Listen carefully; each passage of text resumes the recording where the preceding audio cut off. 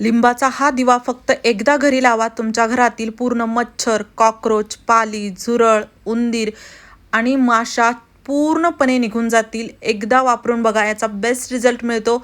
कोणतेही केमिकल किंवा औषध आपण वापरणार नाहीत. घरातीलच 2-3 वस्तूंचा वापर करून तुम्ही अशा जीवजंतूंपासून, कीटकांपासून अगदी कायमची सुटका मिळवू शकता.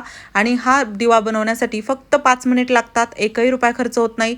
रोज रोज बनवण्याची गरज नाही. एकदाच बनवून तुम्ही भरपूर दिवस याला ठेवू शकता. चला तर यासाठी आपल्याला काय काय लागणार आहे, काय नाही, सर्व डिटेलमध्ये प्रोसेस शेअर करणार आहे. त्यामुळे व्हिडिओ शेवटपर्यंत बघा. आवडल्यास मित्रपरिवारासोबत शेअर करायला विसरू नका. तर यासाठी बघा, आपल्याला एक लिंबू लागणार आहे. मध्यम आकाराचं लिंबूवर आपण कट करून घेणार आहोत. वरचा भाग कट करायचा आहे अशा प्रकारे. खूप जास्त अगदी सेंटरमधून किंवा अर्ध कट करायचं नाही. वरती थोडंसं याला कट करायचं. खाली याला ठेवून बघायचं.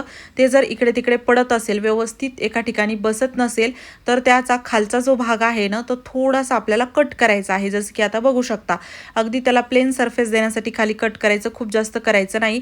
त्यानंतर आपल्याला एक दुसरी वाटी लागणार आहे आणि आपल्याला इथे लागणार आहे कापूर. आता आपण लिंबू कट करून ठेवलेला आहे, पण त्यामध्ये अजून प्रोसेस बाकी आहे. त्यानंतर ना आता इथे आपण दुसरा याचा जो स्टेप आहे, दुसरी जी पायरी आहे, ते बघा. इथे एक छोटी वाटी घ्यायची, त्यामध्ये कापूर टाकायचा. कापूरची एखादी वडी गोल घ्या, त्याला पावडर करून घ्या आणि ते यामध्ये टाका. मी अगोदरच पावडर केलेलं आहे, ते वापरत आहे. बाकी ना पावडर करून यामध्ये टाकायचं. आता यानंतर आपल्याला इथे लागणार आहे चहा पावडर किंवा कॉफी. तुमच्याकडे जे असेल दोन्हीपैकी ते तुम्ही वापरलं तरी चालतं. इथे मी घेतलेली आहे कॉफी. चहा पावडर वापरली तरी काहीच हरकत नाही. जसे की आता इथे आपण घरातील कीटक घालवण्यासाठी याचा वापर करणारच आहोत. त्यासोबत घरामध्ये कुबट दमट वास येत असेल तर तो देखील घालवण्यासाठी तुम्ही याचा वापर करू शकता. अगदी हे घरामध्ये रूम फ्रेशनरचं काम करतं. आणि त्यानंतर ना आता इथे 2-3 चिमूटभर अशी मी चहा पावडर म्हणा, कॉफी घ्यायची आहे आपल्याला. आणि हे कमी जास्त तुम्ही बनवून ठेवलं तरी चालतं. मी अगदी 2 वेळा पुरेल एवढं बनवत आहे. बाकी 4-5 वेळासाठी बनवायचं असेल, महिन्यासाठी बनवायचं असेल, बनवू शकता. बनवून एखाद्या बॉटलमध्ये भरून ठेवलं तरी चालतं. त्यानंतर इथे आपल्याला ब्लॅक पेपर म्हणजे काळे मिरे लागणार आहेत. 4-5 काळे मिरे घ्यायचे. त्याला असं ओबडधोबडच थोडं ठेचून बारीक करायचं. अगदी या मिऱ्यांचे 2-3 तुकडे झाले ना तरी चालतात. जसे की तुम्ही बघू शकता. सहज मी यावरती फक्त याला असं थोडंसं मारून घेत आहे, म्हणजे ते फुटत आहे आणि ते आपल्याला तसंच हवं आहे. आणि अगदी एकदा मारल्यानंतर 2-3 तुकडे याचे होतातच, त्यामुळे ते आपल्याला तसंच हवं आहे. आता याला ना थोडंसं चोळून घ्यायचं, म्हणजे जे थोडंफार चिटकलेला भाग आहे ते मोकळा होतो आणि थोडंफार याचं पावडर जे मोठंच झालेलं आहे ना, तर ते आपल्याला पुरेपूर वापरता येतं. फक्त याला अशा प्रकारे, म्हणजे कसं चांगलं ते व्यवस्थितही मिक्स होतं. आता छोटीशी वाटीमध्ये याला मी टाकलेलं आहे. सर्व गोष्टी एकत्रित केलेल्या आहेत. चांगलं व्यवस्थित एकदा आपल्याला याला मिक्स करून घ्यायचं, एकजीव करायचं. आणि त्यानंतर ना आपल्याला ते लागणार आहे लसूण. लसूण बघा, आपल्याला ना म्हणजे वरचा जो पाचोळा आहे थोडा वाळलेला असला पाहिजे. आणि लसूण ओला पाचोळा असेल तरी वापरू शकता, पण वाळलेला असेल तर जळायला थोडं सोपं जातं आणि अगदी याचा रिझल्टही खूप चांगला मिळतो. त्याला बारीक कट करून घ्यायचं, म्हणजे त्याचा ओला आपल्याला लसणाच्या कळ्या काढायच्या नाहीत किंवा असं नको करायला की याला सोलत बसायचं, अजिबात नाही. त्याच्या पाचोळ्यासकट मी याला थोडंसं कट केलं, बारीक त्याचा चुरा करून घेतला. जसं की तुम्ही बघू शकता. याला खिसून घेतलं तरी चालतं. आणि हे सर्व एकत्रित टाकलेलं आहे. आता बघा, तुम्हाला जरी जास्त दिवसाचं बनवायचं असेल तर जास्त प्रमाणात सगळे इन्ग्रेडियंट वापरावे लागतील. सगळ्या वस्तू एकत्रित करून भरपूर प्रमाणात त्या वापराव्या लागतील. तर आता जसं थोडंसं आहे तर अगदी थोडासा लसूण मी अर्ध्याच्या पेक्षाही कमी असा थोडा कट करून घेतला. इथे माझ्याकडे ना वाळलेल्या कडुलिंबाची पानं आहेत. तर मी काय पानं आणले, थोडे वाळवायला ठेवले उन्हामध्ये 1-2 दिवस. त्याचं पावडर करून ठेवलेलं आहे. आणि ते पावडर मी भरपूर ठिकाणी वापरते. अगदी नैसर्गिक गोष्ट आहे.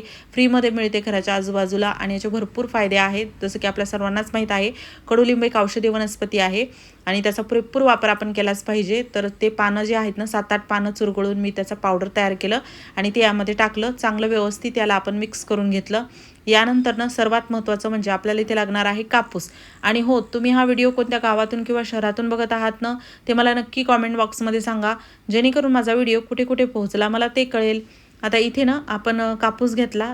त्याला आपल्याला ना थोडंसं असं पसरवून घ्यायचं आहे. खूप जास्त कापूस घ्यायचा नाही, जास्त झाला म्हणून मी काढला.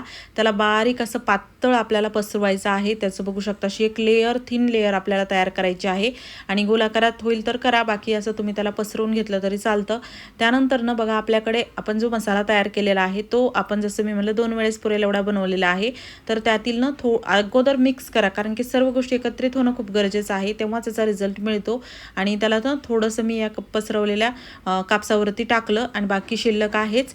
आता त्याला ना आपल्याला अशा प्रकारे त्याची एक छोटंसं आपल्याला वात तयार करायची आहे, फुलवातीसारखी एकत्रित करायचं आणि वरच्या बाजूला टोक करायचं, म्हणजे फुलवात तयार होते. याने काय होतं ना, भरपूर असा रिझल्ट मिळतो. वरून देखील फुलवात साधी करून वरून मसाला टाकला तरी चालतो, पण तो काय व्यवस्थित जळत नाही आणि त्याचा रिझल्टही तेवढा परिणामकारक नाही, कारण की मी तेही ट्राय करून बघितलं. त्यापेक्षा मला हे सोपं वाटलं आणि याचा फायदा जास्त आला म्हणून शेअर करत आहे. बाकी त्यानंतर ना आता फुलवात तयार केली आपण. आपल्याला लागणार आहे ते एक चाकू किंवा चमचा असं काही येऊ शकता आणि आपल्याला हे जे लिंबू आहे तर ते आतमधून कट करायचं आहे, म्हणजे त्याला ना पोकळ करायचं आहे. त्याचा जो भाग आहे रसरशीत पूर्ण तो काढायचा आहे. आता हे लिंबू वाया जात नाही, आपण इतर गोष्टीमध्ये वापरू शकतो लिंबाचा रस.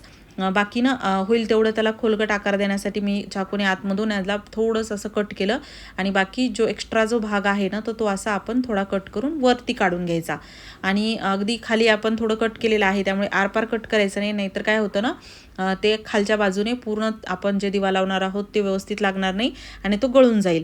त्यामुळे ना वरचंच थोडंसं हे असं काढायचं. आता यामध्ये ना भरपूर लिंबाचा रस असा निघत आहे, तर निघणारच साहजिक, भरपूर लिंबू म्हणजे ताजंच होतं हे, तर रस भरपूर आहे. तर बाकी जसं आपण त्याचा आतमधला भाग काढला त्याच्यामध्ये तर रस होता, आतमध्ये अजून थोडा भाग आहे त्यामध्ये देखील लिंबाचा रस आहे आणि तो आपल्याला तसाच हवा आहे, फेकून द्यायचं नाही. बाकी बघा आता मी याला छान पोकळ असं करून घेतलं आतमध्ये. आता इथे काय करायचं, तेल घ्यायचं. तेल कोणतंही वापरलं तरी चालतं. मी घरीच कडुलिंबाचं तेल बनवलं आहे. साधं तेल घेतलं, त्यामध्ये कडुलिंबाची पानं टाकली, त्याला छान उकळलं आणि गाळून घेतलं. कडुलिंबाचं तेल खूपच फायदेशीर ठरतं, भरपूर ठिकाणी वापरता येतं, त्यामुळे मी बनवून ठेवलं आहे, ते वापरत आहे. बाकी साधं तेल वापरलं तरी चालतं. अगोदर थोडंसं तेल मी या लिंबामध्ये टाकलं, फुलवात ठेवली. आता आपल्याला या फुलवातीवर थोडंसं तेल टाकायचं आहे आणि जसं की मी म्हणलं कोणतंही तेल टाकलं तरी चांगलंच आहे, पण बघा कडुलिंब जसं औषधी वनस्पती आहे आणि त्याचे भरपूर रिझल्ट आहेत, तर मी कडुलिंबाचं तेल ना म्हणजे कोणतंच केमिकल वापरत नाही, कडुलिंबाचं तेल वापरते, जे की मला भरपूर फायदेशीर ठरतं आणि स्वस्त देखील पडतं, घरच्या घरी आपण बनवू शकतो. आता बघा फुलवात मी तयार करून घेतली, याला आपण पेटवून घेऊ आणि याचा रिझल्ट कसा मिळतो, काय करायचं ते बघा मी तुम्हाला सांगते.